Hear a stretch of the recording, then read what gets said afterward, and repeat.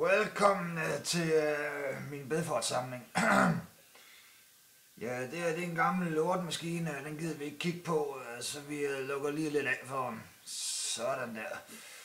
Her bagved mig, der ser I en gammel lortbus, vi bruger til at tage lidt ud og kigge på. Den er også ved at falde sammen, som I kan se her på logoet.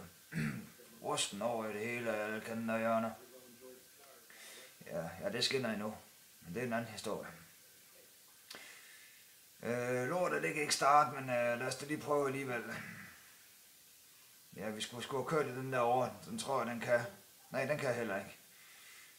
Det I ser her, det er en gammel skodspand, som skulle have været med i en film.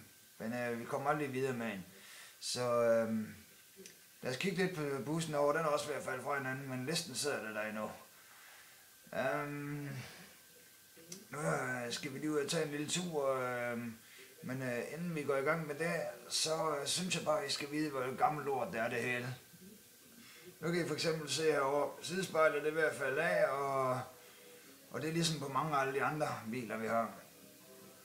Det er simpelthen fantastisk, at jeg kan sidde her uden at falde ned igennem bunden. Nu skal vi lige passe på med at røre for meget ved den, men det her, det er altså knaldkussen. Og ja, der var lidt for hurtigt overstået der.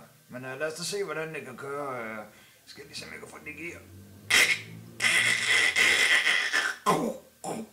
Ja, jeg er sgu lidt hård nogle gange, men jeg skal bare lige have et lille stød der. Så. Ja, det er så fugleskramset, der står her, og det er nok sidste gang, vi ser til den. Den er ved at ruste op også, og som vi ser bagpå her lige om lidt, ja, der er ikke noget lavet på mere, det har vi simpelthen fået konfiskeret. Det kunne ikke holde.